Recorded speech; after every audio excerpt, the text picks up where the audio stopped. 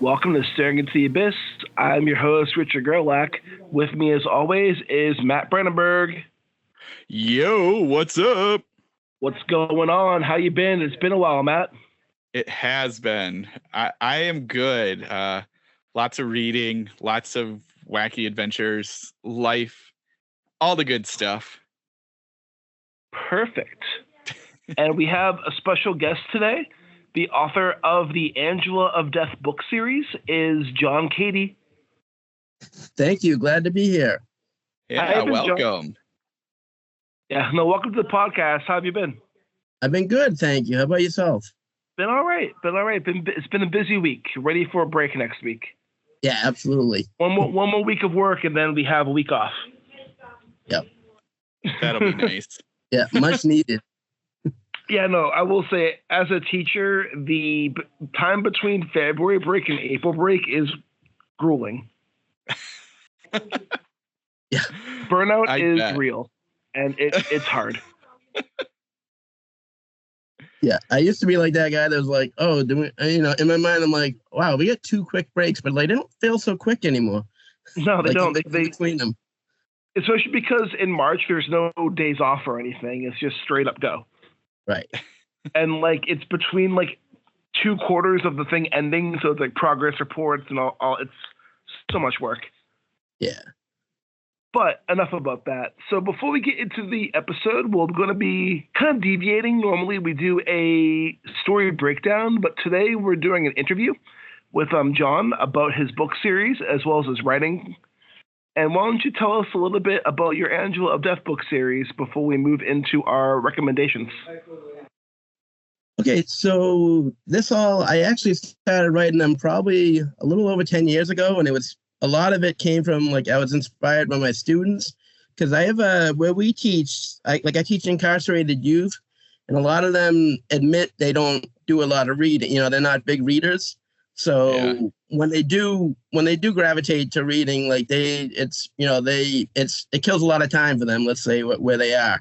So I had one group one time that they were into fantasy, they were constantly reading, I forget what, maybe the Hunger Games and whatever else was around, big at the time.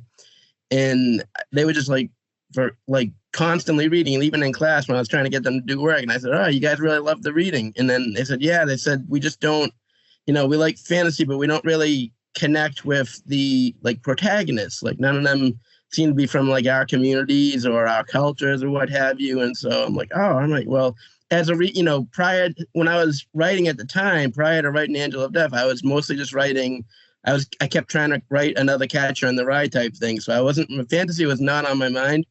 And so I'm talking to those guys. I'm like, oh, hopefully someone writes a book that with protagonists you can relate to like that. And sure, I left it at that pretty much, just hoping for them to find one at one point. But then not long, maybe within a month or so, I had a weird dream that ended up being chapter 2 of the book, where I was just in a nursing home sitting there with an old guy that I had never seen in my life before. But the room was a lot like the one that my grandmother had passed away in. So I'm sitting there with him, and then I'm just a young Latina girl walks in, kind of, dressed the part of any extra that you would see in Boys in the Hood or something. And so she kisses him on the forehead, and all of a sudden the machine goes, flatlines. And I'm like, what the heck is that? And I wake up the next morning, I write it down, and that ended up, eventually that turned into the Angela of Death series. So she's trying to join a gang, and she chickens out at the last second when she has to kill someone for the initiation. And then she gets killed by a rival gang while she's leaving. And then she finds out, she wakes up, finds Michael, the archangel, waiting for her. And he said, oh, you're going to be an angel of death now. Your job is to take lives. And she's like, didn't you just see that I couldn't take lives? And he said, well, now you're taking it for a higher power. And thus begins the series. But now, I was excited because I'm like, oh, I don't even write fantasy normally, but I feel like I got to write this story, especially for my students. So that's pretty much how that story was born. That is awesome. What a dream. That's crazy. Yeah, it was. And then it's funny, ever since then, I've been waiting for the next dream, hoping the dreams will help me write more of the story. I was treating those dreams like it was a genie. I'm like, you got anything else for me? Can I? Hey, that was one wish. What about the other 2? Yeah, exactly. But no, that's seriously awesome. I know you've been working at this a long time, and I know you also got your start kind of publishing short horror stories as well. And you also have your middle grade novel too. Yeah. And we can get. Sorry. Go ahead. So you go. So yeah, the horror. I was when you bring that up, like I owe that like pretty much entirely to you. Like at that, I still remember that cookout. We were at a family cookout, and Richard walks up to me and says, "Hey, do you ever, do you write horror?" And I'm like, "No, not at all." Like it wasn't. I just didn't. My imagination was not scary. Like I couldn't picture writing a story that would like scare people just because I'm not. I don't think like my imagination doesn't go there. And so I was like, he said, "Oh, well, that stinks because there's anthologies out there that you don't really need an agent. If they like your story, they'll put it in there." And I'm like, "Oh, all of a sudden I write horror." But it was like one of those things where I was like, "All right, oh crap, now I gotta like hunker down and write a horror story." And so it was my sister is my beta reader, so I wrote a story, I let her read it, and then and she's sitting there, she's like, "This is well written, but it's no one dies." I'm like, "Yeah, I don't want to kill anybody." And she's like, "Well, it's horror." So she goes, "You don't have to kill someone, but it might help the story." So basically, but again, all goes back to that conversation with Richard. Like, I don't think any of this is happening, like the Angel of Death stuff or whatever, without, getting published without that conversation that we had that day, Richard. Because I met the people at Water Tower Hill Publishing like online through that horror community. So it was one of those things that just worked out. I would not have been in that horror community had we not had that conversation. Oh, that's so funny. Well, you're welcome. We can dive a bit more into that when we get to the interview section. I think we should, this will be kind of a quick episode, but I think we should go over our media recommendations. I'm going to go kind of quick with mine because I haven't done too much, but I will say a couple recommendations on me for rapid fire. I just finished the first novella in the Murderbot Diaries series by Martha Wells. Yeah. And have you read these, Matt? I read that first one, and then I didn't. A whole other side of that is just like I was waiting because they're all like they started doing them all on hardcover, and then I could never find the trade paperback version of it. But now they got them collected, so I'm just gonna buy them all. But I loved the first one; that was amazing. It was so much fun. It's a really fun sci-fi novella that's kind of like satirical, but I feel like I saw a trailer for the TV show they're doing, and the TV show feels like it's leaning more into the comedy than the book does. But essentially, it's about this cheap security robot that people have purchased for their base defense because they're trying to save money.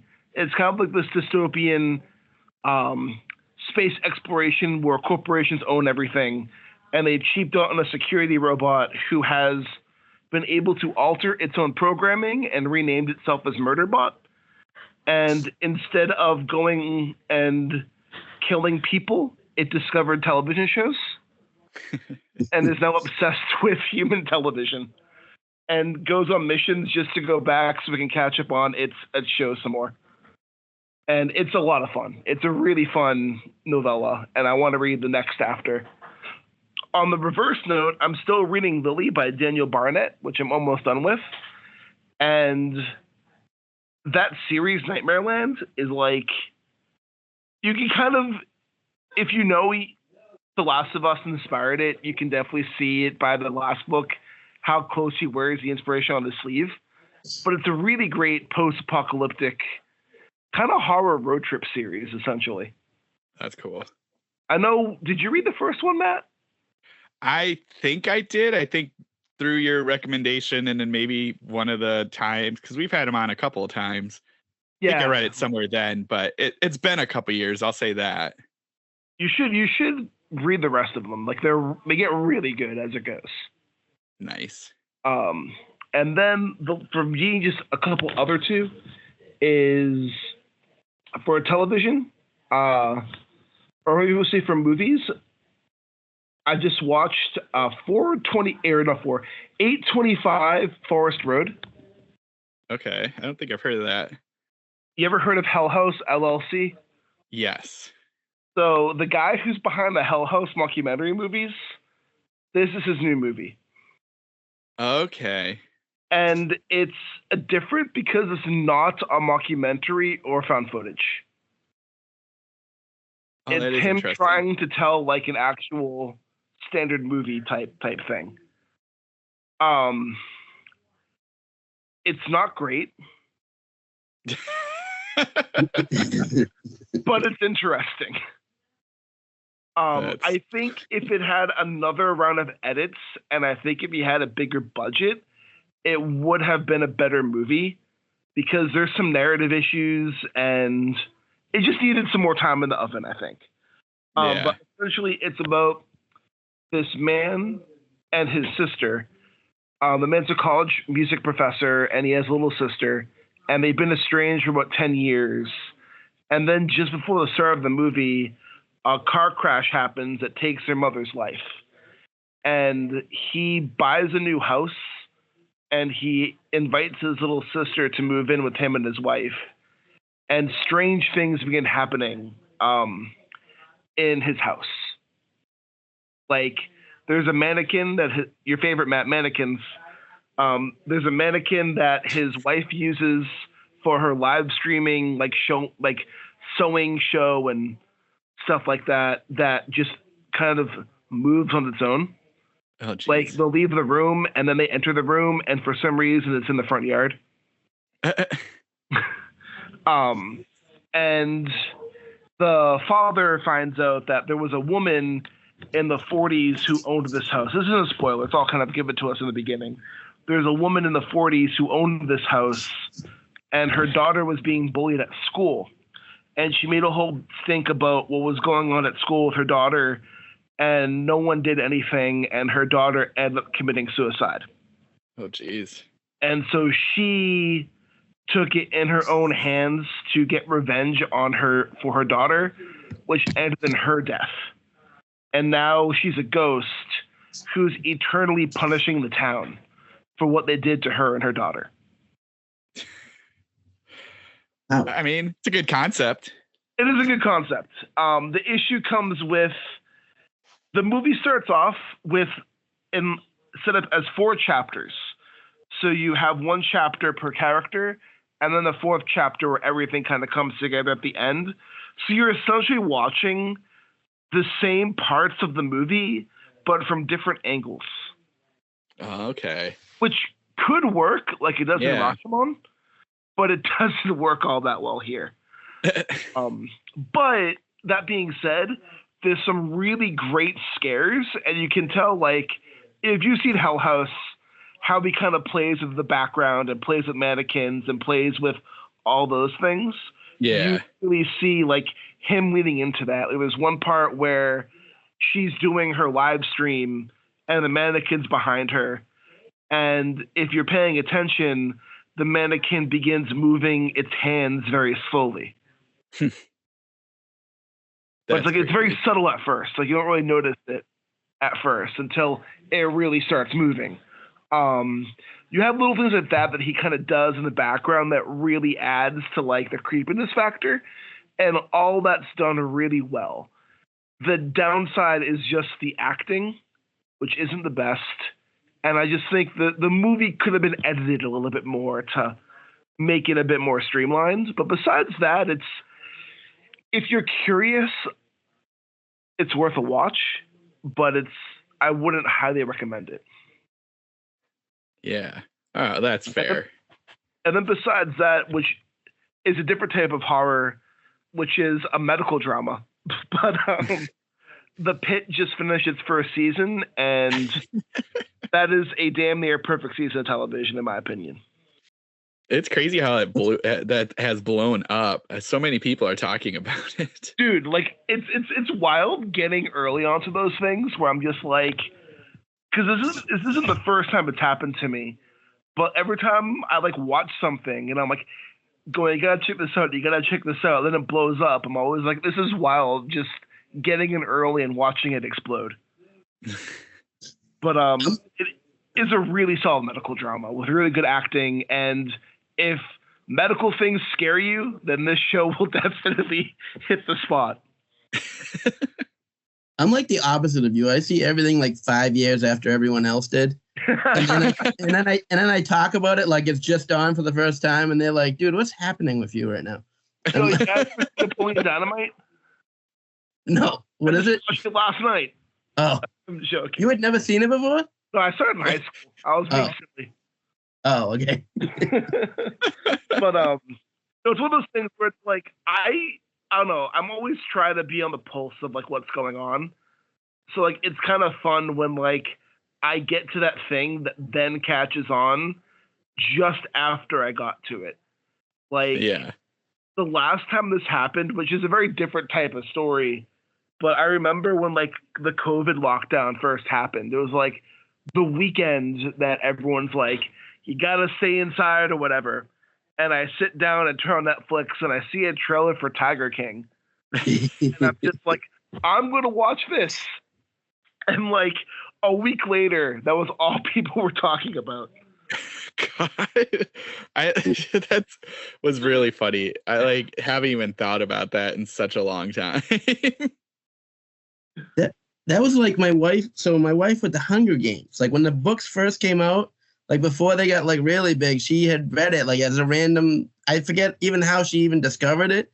And so she's like, this book's incredible. And I hadn't heard anybody else talk about it at all.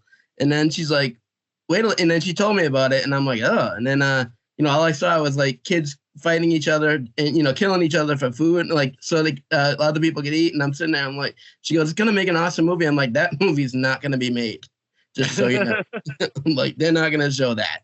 And then, of course, like within a matter of years, I'm like, oh, all right. Yeah, I was wrong about that. Actually, a fun fact about Hunger Games. To this day, I have never seen the movies or read the books. Wow. To be fair, I only read one book all the way through. I feel like I missed the boat because when the books were getting big, I had already seen a Japanese movie called Battle Royale. Yeah. Which is like a similar but different plot to Hunger Games. You're kidding. We took something from the Japanese? Go figure, right? I don't believe you, sir. So because I had already seen Battle Royale and read the book for Battle Royale, I didn't really feel like I needed to engage in the Hunger Games. But I probably should check that out eventually. As also plug, Battle Royale fucking rules. But Matt, what about you? Anything from your end? Yeah, I got a couple things I can burn through pretty quick. Let's see. First one is Charlene Elsby's The Organization is Here to Support You. This came out just a few weeks ago from Weird Punk Books. And just like perfect timing for people who love Severance. It's not Severance, but it will scratch that kind of office horror. This book is basically, it's so like wacky to explain, but just the basic idea is this organization has people, basically owns like a giant apartment building, and people work from their rooms. And so like you can just log in right from your room, which a lot of people do, especially now working from home and stuff like that. But the organization owns it, and so you are there and you like are working for that. It's unclear what they're doing exactly, and the whole idea is this organization just tracks like everything, and there's so many rules to follow and procedures to follow, and everything is sort of, every conversation is scripted due to how the organization wants you to respond, partly due to, we'll say like, I don't want to say just HR, but all of the like kind of bureaucracy of a business and how to respond to not offend anybody, to prove that you've heard and agree with what's being told to you, and you are saying what you're supposed to be saying. So it's very like the business work like controls how you think and feel and what you say, as much as it's controlling themselves. Thomas Lavati inspired. Yeah, and it like exactly. It's that idea, and just what happens is our main character gets a random email that is, we'll say, is a sexually charged email, but it's from one of the scientific research groups that they work with, so she feels like she has to respond to it, and then it just turns into this like really kind of wacky thing of her doing things this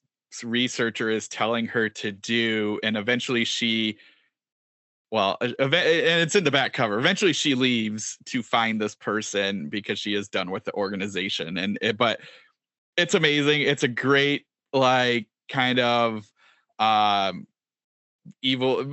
kind of look at working for a giant company and how to deal with all of that. So I highly recommend it. Other book I read was Michael Bettendorf's True Cult. There's 2 V's in there instead of U's, and this is a choose your own adventure book, black metal, and it's a lot of fun. It's a very unique kind of idea and concept, where you are choosing the story as you go through. I'll say it's a little light on that. Like, it's not as heavy of a choose your own adventure as other choose your own adventures are. There feels like, and this is no offense to Michael or Tenebris who put this out, but like, there's definitely a path you are supposed to follow, and it takes you on that path. But there's enough choice to make it interesting and keep you going, and it's fun because you do kind of like go all the way to almost to the end of the book, and then you start back at the beginning and go back through it again, and it just changes. So it plays with time a little, but the choose your own adventure part helps with that time play. It was fun. I enjoyed it. I might go through it again just to see if it changes. As with a choose your own adventure, you can see other pages. So like, I can see there's a different story in there, without giving it away, but it does seem like I went one path and there's definitely a different path you can take. I don't know how many times you could go through this, maybe twice, maybe 3 times, but anyway, it's a lot of fun. I am happy that we got something that's completely different. And that cover is gnarly. Yeah, the cover's great. Oh, dude, I just bought both of these. Excellent. Good. Yeah, you'll have a blast with both of those. And yeah, we'll end it there. Those are the 2 things I wanted to talk about. All right, and John, do you have any media recommendations before we dive into your interview? Yeah, so the last book I read that I just finished probably like a couple weeks ago, This Skin Was Once Mine and Other Disturbances by Eric LaRocca. And I don't know, I'm sure maybe you guys have read it, but like, they just knock it out of the park again. Every time they knock it out of the park. So it's just one of those, like, the writing in it it keeps me, well, not to sound cliche, but it keeps me turning the page. I'm like, they really crushed it.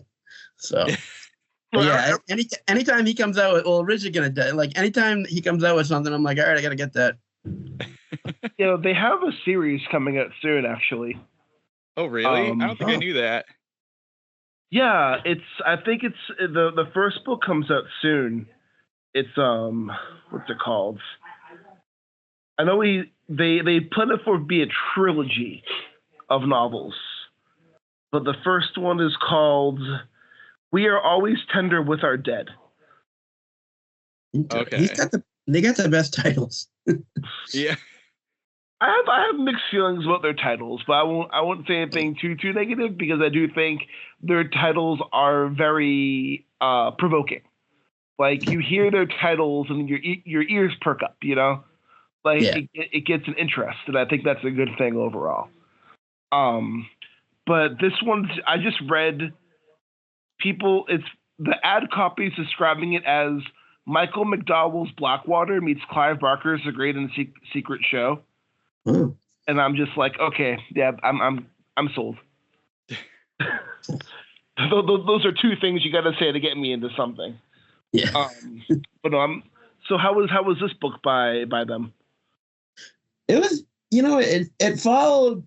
It's one of those things that I haven't, honestly, of the 3 that I've read so far, I haven't read a bad one. So it follows that suit where it's not like, I don't know what it is. I like that they're short stories, and it's just, how, I go through one and then take a little break and then just I can keep revisiting the books, like the previous books. So it falls right in line with those. Like there wasn't a story in there where I was like, oh, they could have left that one out.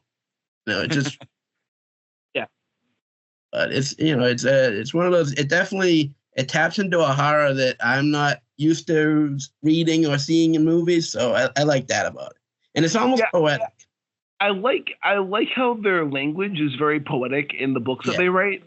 I also like how they focus on queer issues in their books, which I feel is something that's we see more people doing. Like Matt and I have been doing this for a long time.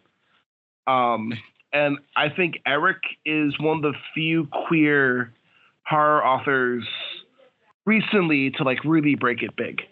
Yeah, that's what it seems. And I mean, I don't know many, but yeah, it seems like they're really, every time I turn around, there's like New York Times or something, Yeah, definitely. Oh, totally.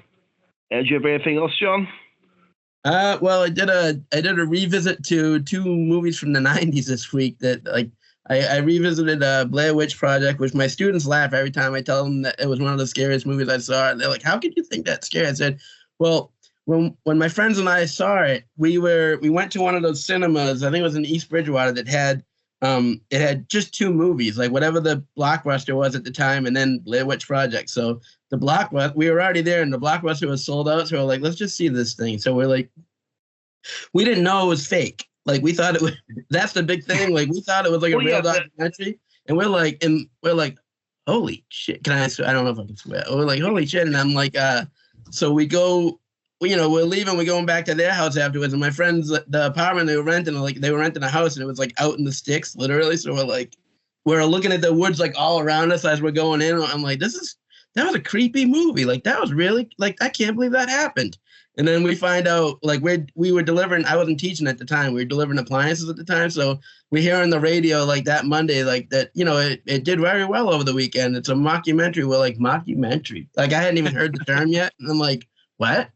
And he's like, yeah, the guy was like, I can't believe it's faked. It was so well done. And my buddy and I looked at each other. We're like, yeah, they completely tricked us. Like we were not terrified, but I was like, this is a scary thing.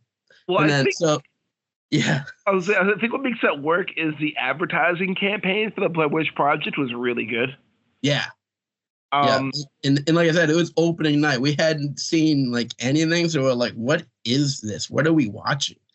I will say my favorite Blair Witch story is, when like there's a part in the climax where like the woman looks up with the camera and she's like, what the fuck is that? And starts running the other way. Yeah. Yeah. Originally, they hired somebody to like be in the distance and have like this costume on where they have these big ass antlers and stuff like that. And she was supposed to capture with her camera, but she just looked up and went, what the fuck is that? And just booked it. Oh, wow. That is a good story. The other one I watched with, sorry. Which makes it funnier, but like, I think it also makes it creepier because maybe that scene wouldn't have worked as well if you saw it, Yeah. But what was the other movie that you caught? Oh, and then I watched Tombstone again. Oh, that's a classic. Yeah, and it's one of those things that like I'm sitting there and the opening scenes like are so cheesy, and I didn't remember them being cheesy. Like with the narrator talking and like the old black and white footage, I'm like, wait a minute, I thought this movie was badass right out of the gate. I'm like, what happened? Like, what don't I was having one of those Mandela effect moments. I'm like, this wasn't badass the whole way through. I'm like, don't tell me the rest of the movie's not badass. Like, what happened? And then shortly after, from like the 10-minute mark on, I was like, oh yeah, no, this is Tombstone that I remember. So it was like one of those, it was just funny though. And then I went and I found out, and I was like, Val Kilmer never even got nominated for an Oscar for that. I'm like, are you kidding me? He stole every scene. Right. Yeah, no, that is a classic 90s movie right there. Yep. Yeah, but those were my that was the book I read that I loved, and then those movies it's you forget. Now you don't forget how good they are, but you forget that feeling of like, oh yeah, no, this was awesome, because it's been a while since I watched them both all the way through. Yeah. Also, I haven't read this yet. Side but story What, Matt? I was gonna say a quick side story to Tombstone. Yes. Years ago, I went to visit some friends in Arizona, and we went to Tombstone, and it's so cheesy. It's a very neat place, but surprisingly, every official antique, I don't know, historical image of Wyatt Earp and Doc Holliday look exactly like Kurt Russell and Val Kilmer. It's just so surprising how similar they looked. Oh. I just was like, there's no way this is officially a historic thing. It's very cute. I love it, but like, really, come on. All right. Anyway, continue. Why don't we pivot over into talking about John with his Angela of Death books, as well as other publications. Great, thank you. You talked a little bit about Angela of Death, mainly like your main inspiration for it. So in your mind, you would consider this book a fantasy? Because it sounds like it's dealing with some pretty like modern day heavy topics. Yeah, so I don't know. So I guess it falls under, like, fantasy wasn't my genre for the longest. No, it's horror, but it was like for the longest time. But so it was. I get like the fact that like there's angels in it, and I know they're, angels are like within like the Bible and everything, but like the fact that there's angels in it, and I figured it was steering towards fantasy. So it was one of those things where once the publisher decided to publish, he was like, yeah, this falls under. This can be dark fantasy, urban fantasy, Christian fantasy, because I pull a lot from the Bible, and it was one of those things. It didn't fall under, and I don't think it doesn't fall under high fantasy, because that's just a whole different genre, in my opinion, anyways. From what I write. Yeah, this wouldn't be high fantasy, I wouldn't say. No. I was thinking it's when fantasy takes place like in a modern day setting, I always find it to be very interesting. Yeah. Yeah, I mean, because the dream is all, like I said, it stems from that dream. And that dream was taking place like in our world, and it's one of those things where world building is always something that amazes me, that someone can put that much, like that much of an imagination onto the page where they're creating like a whole, their world building. I admittedly have to get better at that. Like, even though this takes place in our world, it's one of those things where it's still, I still got to come to grips with the fact that, you still got a world build within your world, if you're writing these kinds of stories, especially. So. Yeah, and you're right. It does take place. It does have a lot of the heavy stuff that goes on today. Like there is gang violence in it, whatnot, and in the latest book, a good chunk of it takes place in prison. I haven't been in prison, but I had to do my research. So yeah. It's since you bring up the next book, like, did you plan it to be like a series? Is it only going to be 3 books? Like, kind of how, because I always find that part interesting, just kind of thinking series wise or trilogy or whatever it may be. Yeah. Like, did you have like a big arc in mind when you started the first one, or what did you think about that? I didn't, to be honest. So the first one, I'd written the story, and I had written the book, and then I was shopping it around. And I was like, oh, maybe this is too short for a fantasy story, book, because all those fantasy books, any ones I've seen and read, that they're really thick. So maybe that's why no agents are interested. So I pretty much doubled the length of it, and had a new ending to it. I'm like, all right, well, it's going to be all one book. I figured it was just going to be one book anyways, because where book 2 ends, that could realistically be the end of a good story there. And so when the publisher first, he goes, I love this. He goes, can I break it into 2 books? And I'm like, sure. I'm like, and then he told me where he wanted to break it. I'm like, well, that's where they originally were broken up. And I said, great. And so when he went to promote it, like one of his first Facebook posts was, he said, this is book 1 on a trilogy. And I'm like, ooh, trilogy. I'm like, oh, maybe I should start writing that 3rd book. But it was like, but I was all excited. Like, I was almost fanboying for myself and my own story. And I'm like, ooh, what's going to happen next? And I'm like, oh, maybe I should probably think about that, because I know I ultimately knew where I wanted it to end, like if it was going to turn into a series.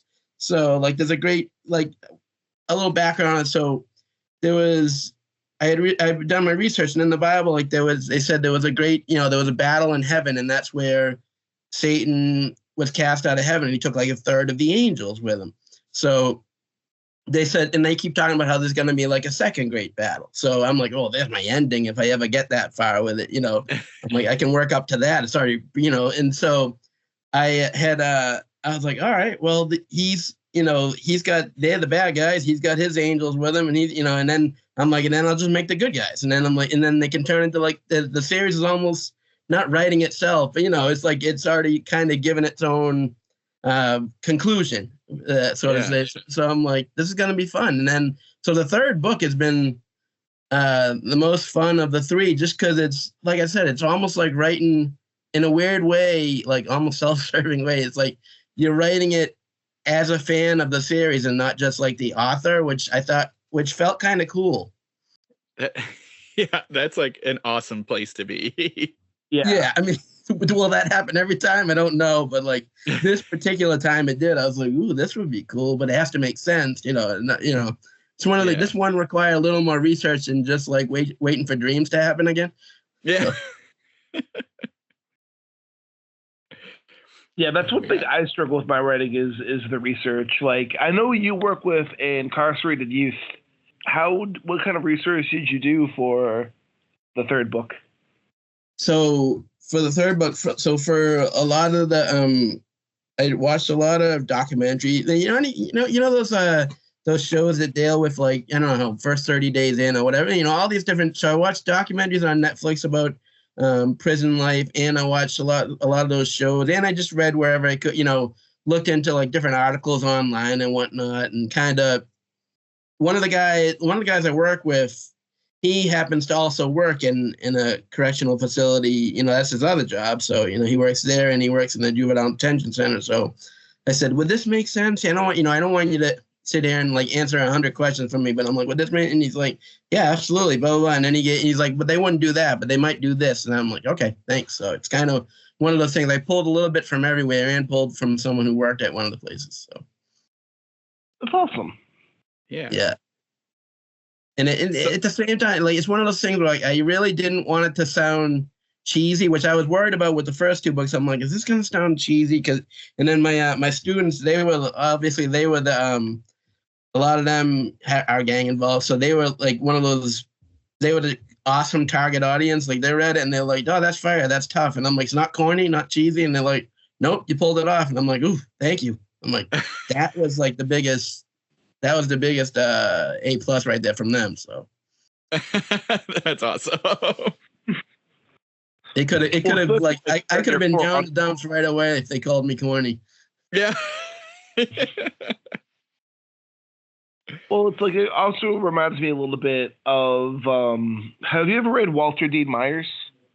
Yeah, I love him. Because he was similar too, where like he was like, no one's writing books for people like me when I was a kid, so I'm going to start writing books for those kids. Yeah. Yeah, they love Monster. Oh, Monster's a great book. Yeah. But, you're a little bit. But Matt, you go. Oh, I was just gonna, because I know we're getting close. So is the third book out already, or is it coming out? Yeah. So the third book just released on March 25th. Oh wow! So yeah, really new. Yeah. So it's doing pretty well. Yeah. The good, like, the folks over at Josh Daughtry and Heather Daughtry, over at Water Tower Hill Publishing, they do a good job promoting it, getting it out there, and like the cover art is always like amazing. Like the cover art, Susan Roddy she's the artist, but Josh came up with the vision. But it's one of those things where I see it and I'm like, holy cow! Like, again, it's like one of those, like, this is cooler than I even pictured it when I was writing it like 10 years ago. So they do a pretty good job. Yeah. So again, the third one just dropped March 25th. That's awesome. So is it done, or do you think there's possibility for more, or is that more spoiler? So I started writing a new trilogy with with different characters, not like the main characters, because it's one of those things where if they are building towards this great battle, like there's going to have to be more than like 3 or 4 characters involved, on this side, on the good guy side. So it's like one of those things where I started pulling apart some of the other characters from the story and then like creating their story and branching off with those. So that's where I'm currently. That's one of the things I'm working on currently. That's super awesome. That's pretty awesome. So the series is kind of working towards some sort of greater conflict. Like what's kind of is there like some conflict going behind the scenes that's happening here? Or? So it's like there's not minor, but like there's characters that aren't I guess minor characters that are referenced in the first 3 books that you could see like them playing a bigger role at some point. So I kind of wanted to like build up this army and then get everyone invested in like all these different characters and then bring them into one of those like giant like end game battles, type things where you might have like I've had some readers that have told me about like characters that they like in the books that aren't even like the main characters. They're like, oh, he's awesome, blah, blah, blah. And I'm like, oh, I didn't even think about him as a main character, but all of a sudden you do. So you're invested in him. And it's one of those things where I'm like, everyone's kind of invested in someone different in it. So I'd like to like work towards that. I want everyone to feel a certain connection to a certain character or so. That's awesome. I love it. Thank you. So I'm also thinking too in regards to like your publishing and your trajectory, right? So do you plan on, is this kind of going to be your thing moving forward, the Angel of Death stuff, or do you have some other ideas kind of percolating around? I wouldn't mind writing another horror one soon because I just wrote a horror. I got back into a horror short story because they're What Up Tower Hill publishing. They're putting out an anthology, and so it was a lot of it has to do with like horror, urban legends or horror stories you heard from when you were a kid that kind of resonate from like your area or whatever. So I did Puckwudgies from like from up here in Massachusetts. So I had fun writing that, and I'm like, I forgot how fun writing some of the horror can be. So I'd like to get back and maybe write another horror book. And I'm also currently writing a book about my teaching experiences at the juvenile detention center, like kind of shining a light on a lot of the good things these kids do that society just doesn't get to see. So I kind of I wrote the other books for them. Like I tried to give them like a protagonist or a hero that they could relate to. But now I kind of I also want to write one where they're the hero, where everyone can see the good parts of them. Yeah. That I get to see. Oh, that'd be really fascinating. I think people will really like that. Hopefully. Thank you. I also think it's an important thing to do. Like, I know, full disclosure, John and I we're related. Your family. Yep. And we both work for the same company, but I'm on the other side of this company, on the mental health side, where you're on the incarcerated side. Yeah. But I do, over the summer, summer school for the juvenile detention centers. And one of the things I think, and again, I like how you're trying to write stuff for those kids, because I see those kids, struggling to find books that appeal to them. And I think there are a lot out there. There's a good amount out there, but I think getting more out there is always a good thing. But I also think, too, I remember last year I was sitting in the school library and a shakedown was happening. So my tutoring session got canceled because, shakedowns are shakedowns. So I'm just sitting in the library killing time, and I come across this book that was, I think, published 2 years ago. And it was all art and poetry made by incarcerated youth. Oh, wow. Oh, yeah. Yep. And I just sat there just flipping through it. And it was just such a moving book to go through. And I didn't say anything about it because it was only self-published and distributed for these detention centers. You can't find it online or anything. But I just remember flipping through it, and I'm just it was some really, really powerful work. And I think a lot of people would benefit from understanding what a lot of these kids go through. And I think you're doing a good job with that when it comes to these books as well. Thank you. Nice. So where can people find these books? So you can find them on Amazon.com. You can find them on watertowerhill.com. That's the publisher's website. And pretty much wherever, books are sold online, like they're at Target.com, Walmart.com, BarnesandNoble.com. So they're everywhere. I actually have to build off your writing too. I remember you were saying you were trying to write like this Catcher in the Rye type story like a decade ago. Yeah. I remember you at Cookouts kind of talking about writing this story as well. But what would you say, like, when you began writing, what were some of your influences? Like, what got you to really kind of get down and start writing? So honestly, like that's a book. So Catcher in the Rye is a book that I've read. I bet I've read like 15 times now. It's just one of those things where I've been chasing that because like it's the author's voice. It's not even the story. It's the author's voice in it that I just like. This flows in my mind. Like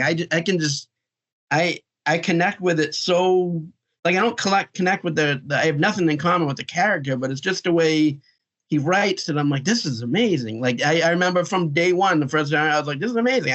I love the way this is written. And then so I've been like, that's been my top influence. Then I like Mark Twain. I like reading Twain. But when I get away from the classics now, like Paul Tremblay, I love the way he writes.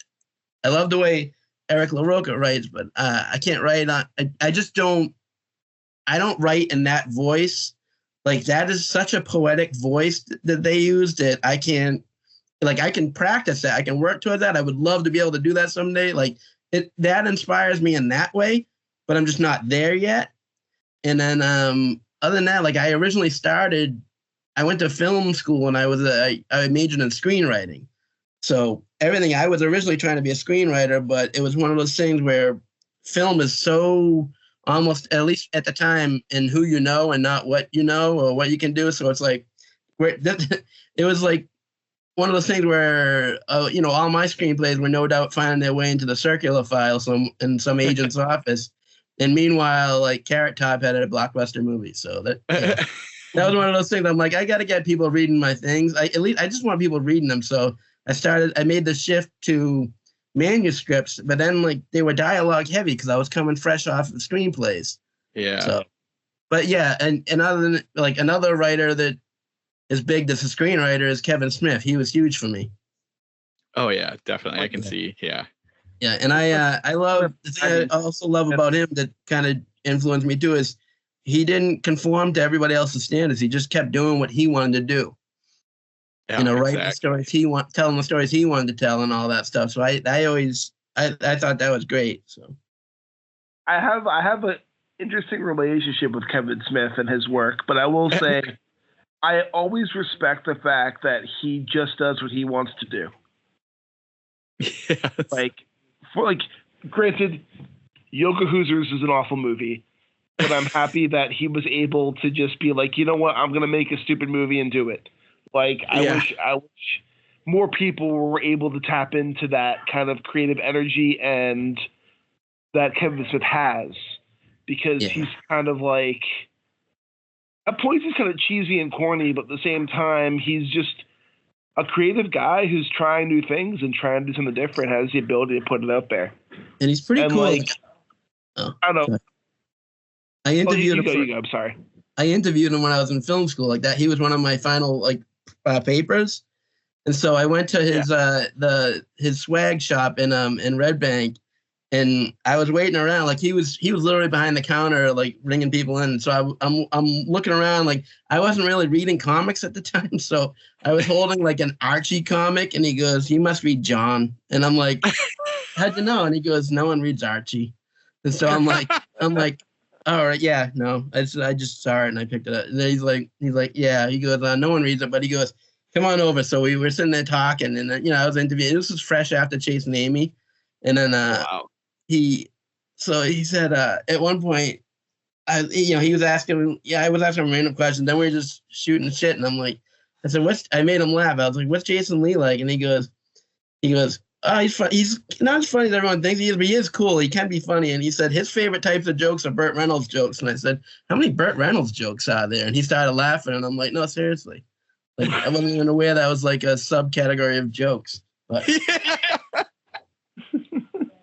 but he was like, and then he offered me like half of it. He had a large sub or whatever, and he offered me like half of it. And I'm like, oh no, I'm good, thanks. I just ate. And then in my mind, I'm like, dude, if Kevin Smith offers you half a sub, I don't care if you just ate a whole pizza. You eat that half a sub. Seriously. Like, idiot. Like, it was one of those things. I'm like, idiot. You know? But he was wicked cool, and he goes and he said, hell, if you came here last week, you would have seen Affleck behind the register. And I'm like, get out of here. But like, so that just shows you how different of a time that was. But those were the guys working the register. Yeah, that's just wild to think about. And I feel like I have to add, Affleck was bombing Phantoms, yo. He was. I love those 90s Kevin Smith movies. Like, it makes me sad where, like, Mallrats almost killed his career because I think that movie is so good. Well, yeah, and I asked him, I said, that was one of the first questions. I said, why did you apologize for Mallrats? And he goes, studios kind of want you to do, and I'm like, no, don't apologize for that. That movie was awesome. Well, I know we got off track from your books a little bit, John, but that's all right. I have to wrap this up very soon, but I know we talked about where we can find your books. And how would you say, like, how have the books been selling? They've been doing well for you? Yeah, they've been. Yeah, so they've been doing pretty well on Amazon, and then there's also there's a website that I don't have access to, but publishers do and whatnot, and retailers called Ingram, and so they have their charts, and so right now in Christian fantasy, it's number 2 on their chart, so it's doing pretty well. It's been selling a good amount of copies ever since book 1. So it's one of those things where I'm already excited that just the goal to it was to be published. But now, whenever they're a certain retailer, we never know which ones. They're they ordered 30 copies. And I'm like, I can't even wrap my head around that. So it's just kind of cool. Yeah, that's pretty awesome. But yeah, it's doing pretty well. It's doing pretty well. So I'm pretty excited about that. And where can our listeners get in touch with you? Sorry? Where can our listeners get in touch with you? So I'm on all the social media platforms, and usually it's just on Facebook and on Instagram and X, I guess it's called now, and Blue Sky. It's just John Cady, author. So pretty basic. So, I didn't get too creative with it. I'm I didn't have any cool. I'm I'm just gonna write John Cady, author. The funny thing is I was so not knowledge in worst way to say that, not knowledge in TikTok, but my wife goes, what you have to do? You have to you have to do it, put it on Book Talk or whatever. And I'm like, I don't even know what that is. So it was one of those, I thought that was a whole different platform. And so I'm I was asking author friends, I'm like, you guys have your stuff on Book Talk? And they're like, yeah. And I'm like, all right, I got to find Book Talk. And I'm like, can anyone invite me on the book? I thought it was a Blue Sky thing where you had to be invited on, because I couldn't find the app anywhere. I'm like, what is this? And then someone goes, #Book Talk on TikTok. And I'm like, oh. And then I did that, and all of a sudden, I was getting hundreds of views on posts, and I'm like, oh, all right. I feel it's one of those, I feel so old when I see certain things like that. I'm like, why didn't I figure that out? Right. I get that. Yeah. we're all getting there. Yeah. And Matt, where can listeners get in touch with you? Yeah, Blue Sky, Brandenburg DM, Brandenburg DM on Blue Sky. I guess I'm on Facebook too, but not too much on there. And my website, matt-brandenburg.com. And I guess real quick, I'm going to plug, because I'm shameless, next Saturday, so April 19th, I'm doing a live book release with Ryan Bradley and PLM McMillan, and it's on Eventbrite. There's a link, all that stuff. It's free. Anyway, that's it for me. Is this the re-release of An Outcome the Toys, or is this something new? Yep. No, it is that. It's a good. Thank you. It is the re-release for And Out Come the Toys. It'll come out a week later after that, but just timing wise, the release party worked for that. So yeah, I'm doing that. That's awesome. And you can follow me on Instagram and Blue Sky with Rudy53088. And this is Richard Gerlach saying, keep staring.